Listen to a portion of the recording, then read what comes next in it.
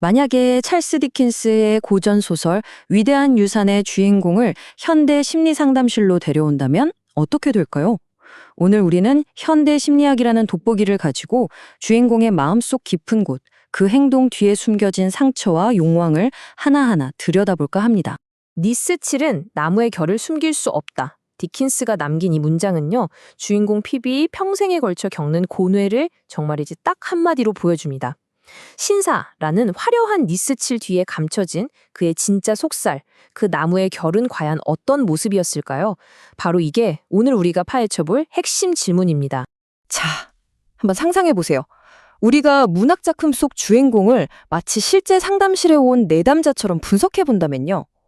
이 소설은 그야말로 정말 흥미진진한 심리 분석 보고서나 마찬가지거든요.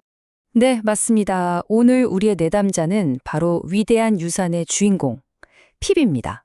지금부터 그의 파란만장한 인생 여정을 따라가 보면서 그를 움직였던 심리적 동기들이 대체 무엇이었는지 하나씩 파헤쳐보겠습니다. 자, 본격적인 진단에 들어가기 전에 먼저 그의 사례 파일부터 빠르게 한번 훑어보고 가죠. 핍의 인생 요약본입니다. 핍의 인생은 크게 세 막으로 나눌 수 있어요. 혹독했던 켄트 습지대에서의 유년기, 허영과 욕망에 휩쓸렸던 런던 생활, 그리고 모든 거품이 꺼지고 나서야 진짜 자신을 마주하게 되는 성숙기. 바로 이 인생의 궤적 안에 우리가 분석할 모든 단서가 숨어 있다고 보시면 됩니다. 좋습니다. 이제 가장 중요한 핵심으로 들어가 보죠. 현대 심리학, 특히 임상적인 진단명을 통해서 핍의 마음을 한번 깊숙이 들여다보겠습니다. 첫 번째 진단은 바로 혼란형 애착입니다. 이건 아주 어린 시절의 깊은 트라우마에서 생기는 건데요. 쉽게 말해 나를 지켜주고 위로해줘야 할 사람이 오히려 나를 가장 무섭게 하는 존재가 될 때 아이는 누구에게 기대해야 할지 몰라 엄청난 혼란에 빠지게 되는 것. 핍의 상황이 바로 여기에 딱 들어맞습니다. 폭력적인 누나 밑에서 자라면서 한편으로는 무조건적인 사랑을 주는 매형 조에게 기대고 싶어 하면서도 다른 한편으로는 자기를 경멸하고 밀어내는 에스텔라에게 이상할 정도로 집착하죠. 다가가자니 상처받을까 무섭고 멀어지자니 버림받을까 불안하고 이 불안정한 관계 패턴이 바로 여기서부터 시작된 겁니다. 그리고 두 번째 진단은요, 내현적 자기애입니다. 이게 뭐냐면 겉보기엔 굉장히 겸손하고 심지어 좀 위축되어 보이는데 그 속에는 나는 사실 특별한 운명을 타고난 대단한 사람이야 라는 거대한 환상이 자리 잡고 있는 거예요. 동시에 아주 깊은 열등감도 있고요. 이 극과 극의 감정이 내면에서 계속 충돌하는 거죠. 핍의 행동을 보면 이게 아주 잘 드러나요. 자기를 조건 없이 사랑해준 매형 조를 부끄러워하고 무시하잖아요. 그러면서 에스텔라는 한 명의 인격체로 보는 게 아니라 자기의 신분 상승을 증명해줄 트로피처럼 여기죠. 결국 신사가 되겠다는 그의 거창한 꿈은 타인에 대한 공감은 쏙 빠진 채 오롯이 자기 가치를 증명하려는 처절한 몸부림이었던 셈입니다. 자, 그렇다면 이 모든 행동들, 그 가장 밑바닥에 깔려있는 핵심 감정은 대체 뭘까요? 그건 바로 결함, 수치심, 도식입니다.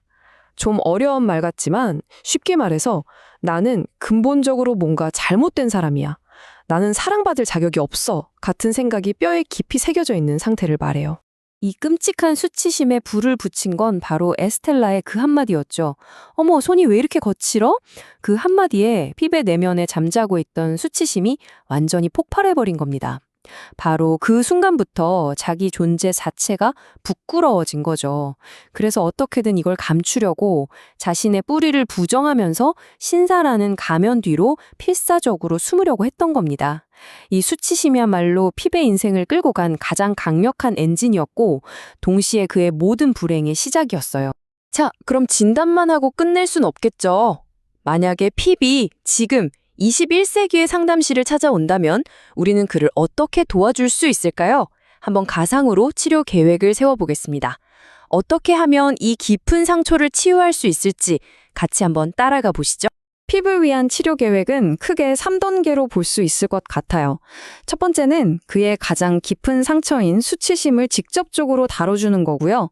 두 번째는 끊임없이 스스로를 괴롭히는 내면의 비판적인 목소리를 잠재우는 겁니다. 그리고 마지막으로 다른 사람들과 건강한 관계를 맺는 법을 다시 배우는 거죠.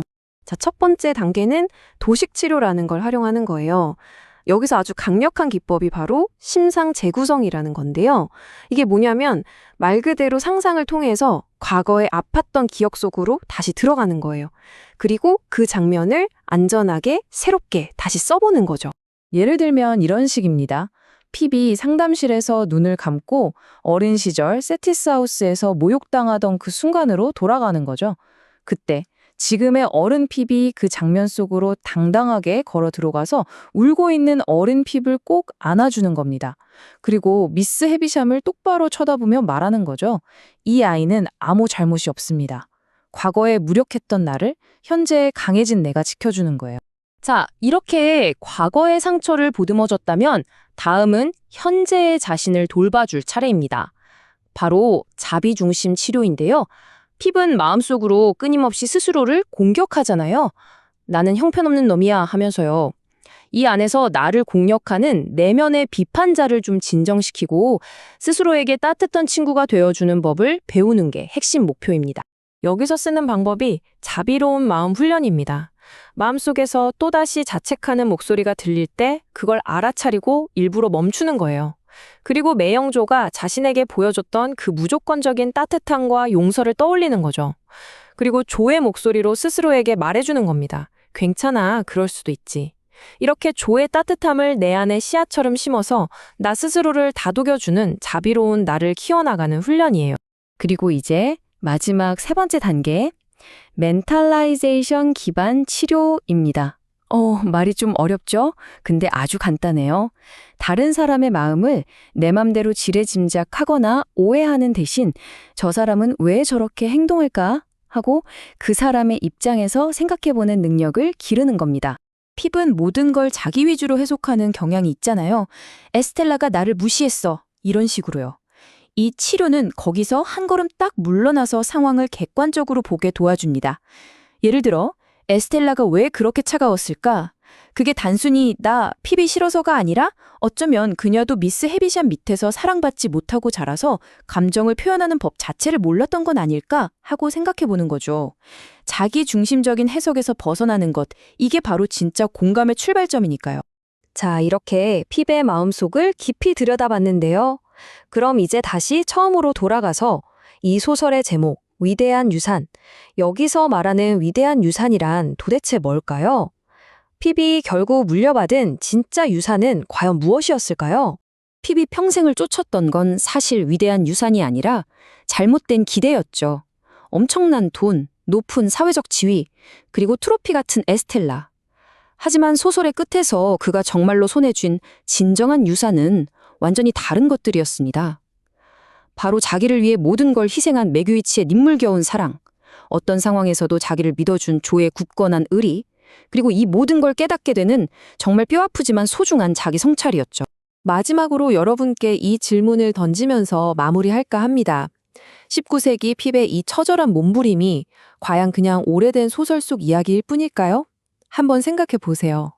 지금 우리가 SNS에서 또 사회에서 그토록 인정받고 싶어하고 더 많은 부와 더 높은 지위를 갈망하는 이 모습이 어쩌면 핍이 쫓았던 것과 똑같은 또 다른 형태의 위대한 기대는 아닐까요? 우리를 정말 소중한 것들로부터 점점 더 멀어지게 만드는 그런 헛된 유산 말이죠.